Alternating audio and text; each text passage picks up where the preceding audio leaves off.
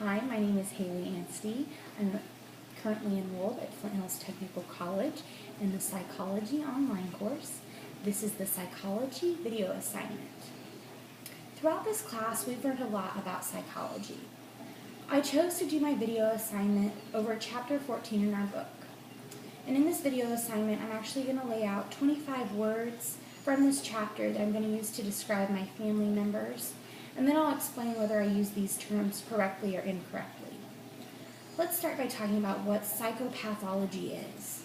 Psychopathology is the study of origins, symptoms, and development of psychological disorders. Now, we know what the psychopathology is, but what is a psychological disorder or a mental disorder? A behavioral and psychological symptom that causes significant, major psychological distress is considered a psychological disorder. So now I want to talk about my anxiety. I have an unpleasant emotional state caused by constant feeling of worry, apprehension, and tension, or anxiety. My parents call me a worrywart all the time. I will worry until the point I make myself sick. Now, I think I have an anxiety disorder, or a disorder in which I have an extreme anxiety of something. Now, one of the main symptoms of an anxiety disorder is that it causes me to have a disrupted daily function or daily life. Now, my anxiety typically doesn't do that to me. I'm able to control it and go about my daily life without any problems. I experience anxiety, but probably not in this disorder form. I also don't have panic attacks, or attacks like sudden episodes of extreme anxiety that escalate quickly. So I probably don't have agoraphobia then, which is a panic attack, a fear of having a panic attack in public places. It's safe to say I probably don't have an anxiety problem. Everybody experiences anxiety on a pretty regular basis, but I don't have it to the point where I make myself crazy over it or experience this anxiety disorder. Now, we know phobias are the persistent irrational fear of something. So my phobia of not doing well on a test may cause my anxiety to increase. This could also be called a specific phobia, or a fear of an excessive, intensive, specific object, situation, or activity. So not doing well on that test. So this can be endured with extreme anxiety. So this could explain why my anxiety is heightened at certain points of time than others. So an increased anxiety problem for me could just be caused by this social phobia. Now, next I want to talk about my mom. My dad and I are convinced she has OCD. She'll come home from working a 10-hour day just to turn around and clean the kitchen, then clean the pantry, then clean the cupboards out, and then do all the dishes. We joke to each other, she's got OCD. She's just having her OCD moment. But we found out that this definition doesn't fit my mom. OCD is an anxiety disorder in which the symptoms of anxiety are triggered by a certain repetitive thought or urge to perform these certain actions, like cleaning for her. But she's not obsessed with cleaning.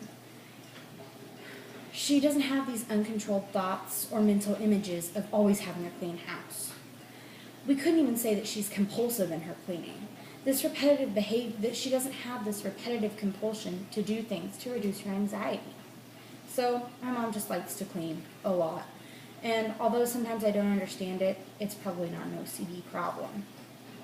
Now, my grandpa suffers from mood disorders, or disorders in which he has a persistent disruption of mood or emotion. He says he has depression only certain times of the year, especially fall and winter months. Now, we know that the book called this SAD, or Seasonal Affective Disorder. This is a mood disorder in which depression typically occurs during fall and winter months. And it's thought to occur during these months because there is less sunlight and less time for people to be out in the sun doing fun activities.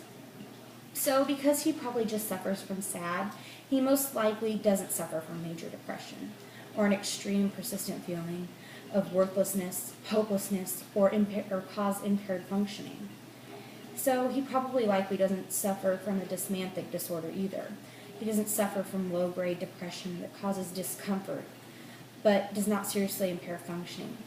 Overall, he's a pretty happy guy, and he's great to be around, even when he is feeling a little sad. Are you having a bipolar moment? I feel like we use this expression a lot to describe my aunt.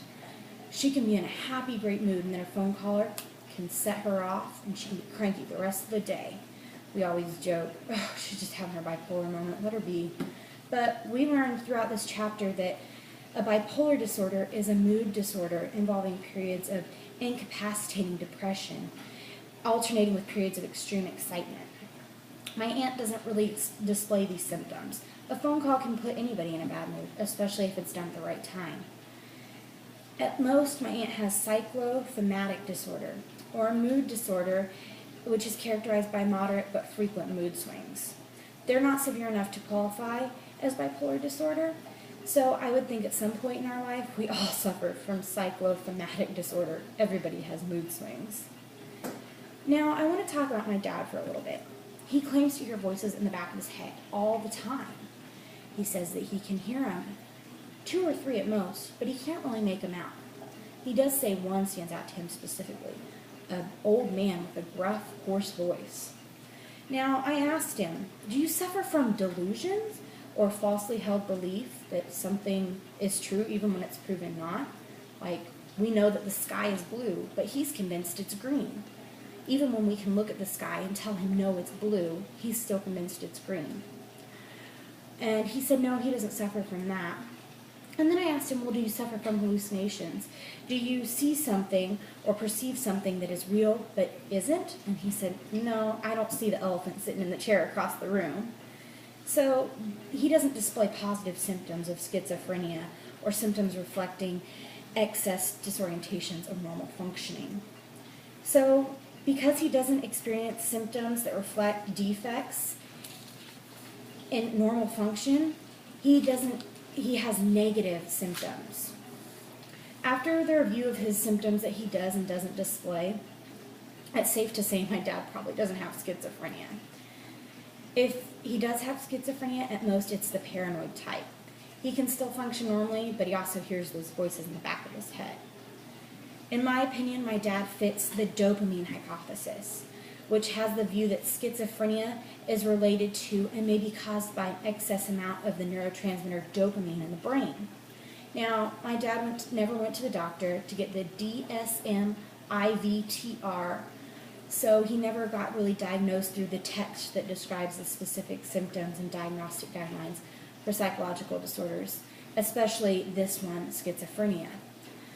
But my dad does have this constant ringing in his ear, and he has had it checked out.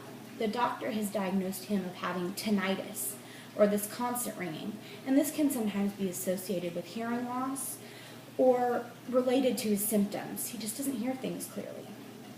Now, I want to focus on something very serious now, eating disorders. These are defined as a category of mental disorders that are characterized by excessive weight loss or an irrational fear of gaining weight or a disturbance in eating behavior. Now, these can be put into 2 branches. Anorexia nervosa, which is an eating disorder characterized by excessive weight loss and an irrational fear of gaining that weight back that you've already lost, and having a negative body perception, looking in the mirror and saying, oh, I've got this fat here and this fat there, when in reality you're skin and bones. And the other one is bulimia nervosa, and this is the act of binging or extreme overeating, and then self-induced vomiting or using laxatives to avoid weight gain. These are very serious conditions, and everybody who displays these symptoms should be checked by a doctor. I loved covering chapter 14 because it touched on some of the ways we as a society misuse or downplay psychological disorders. This was a great chapter to focus on because it provides a lot of information on misunderstood topics. The diagnoses are real illnesses, just like hypertension or diabetes. And I did get all of my sources from our textbook, Hockenbury and Hockenbury Psychology. Thank you, and thanks for watching.